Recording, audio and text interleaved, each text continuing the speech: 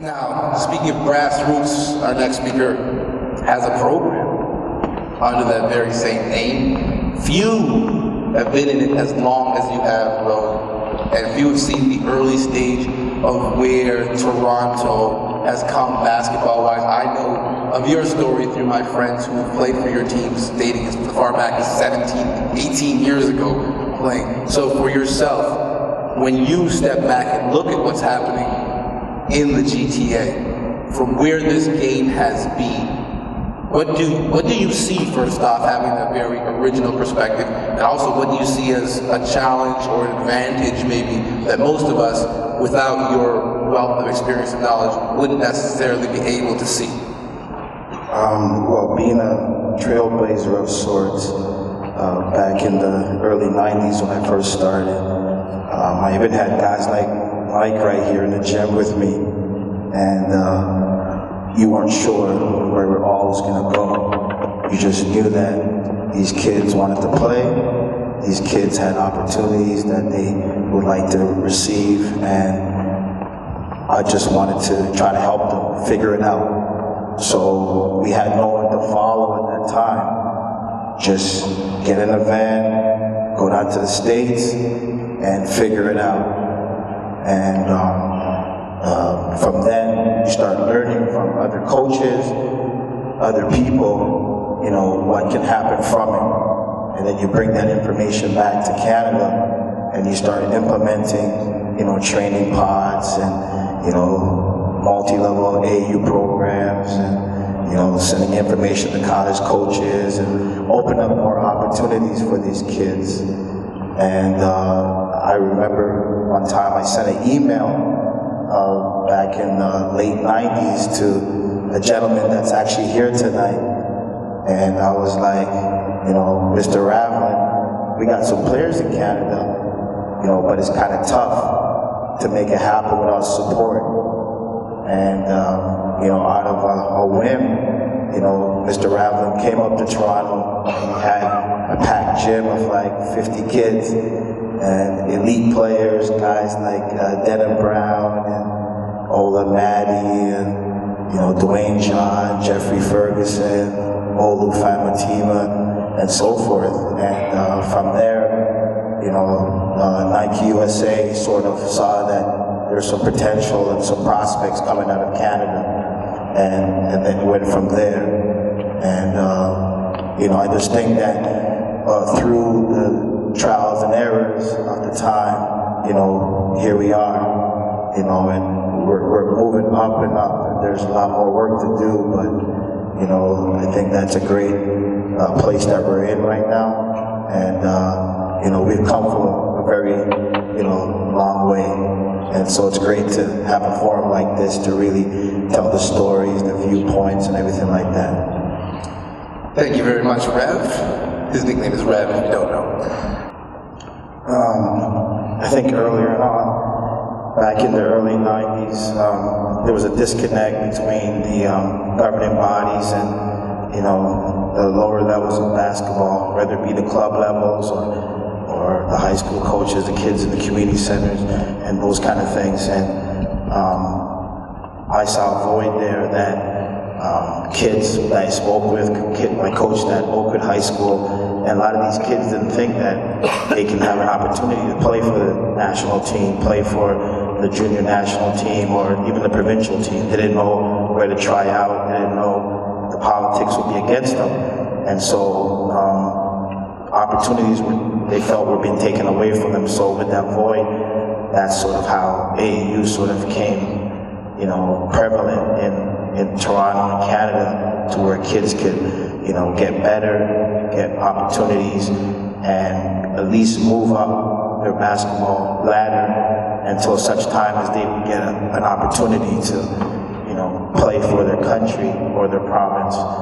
And a lot of people don't know that when Leo first got the job, I was one of the first guys that he called at the time to say, hey, Ro, you know, I got the job, you know, can we get some kids to St. Mike's and see what the town likes, because I don't know all the kids. And so, you know, once those kind of things start happening where, the governing bodies start reaching out to the community and to the grassroots level, that open up the doors and the mindset of kids to start to feel that they could be part of that process. Because before they felt that too much politics, they weren't getting seen. But now, as time has passed, like Leo said, Wayne Paris and Roland Barrett and Steve and other people within the organization have now, reached out. They've come to the community centers, they've come to the high schools, they've met with the club programs and the high school coaches and started to reach out to everybody to try to find out, let's find the best players, let's figure out a plan how we can develop the best players and try to make Canada a successful country within this basketball thing. A round of applause for United Toronto. So I can't speak. Oh, are we letting you? Okay, I just wonder if it's all right. I mean, first of all, I took, the courage to sit here between these two guys and make sure everything's peaceful, but I'm just kidding.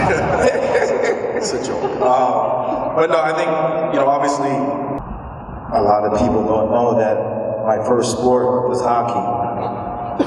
I grew up in Oakwood and St. Clair, and back in the early 80s and the late 70s.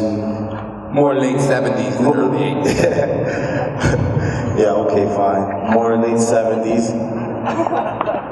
All my friends were Italians, Greeks, Portuguese, and they played street hockey, they played ice hockey. So I played MTHL, and it got to a point where I was the only black guy in the team. And after a while, as a 12-year-old, you start having that young boy, crisis, saying, is this what I want to do? And so I switched to basketball and went from there.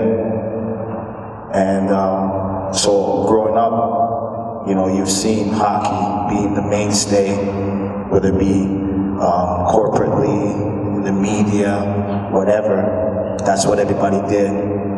But as time went on, more and more kids started to look to basketball. It's a less expensive sport. Kids can play either in the inner city, in the suburbs, wherever. All they need is a hoop and a pair of shoes, and they're good. And when I first started AAU in 1990, and you go down to tournaments in the States and camps, and coaches start coming up slowly by slowly.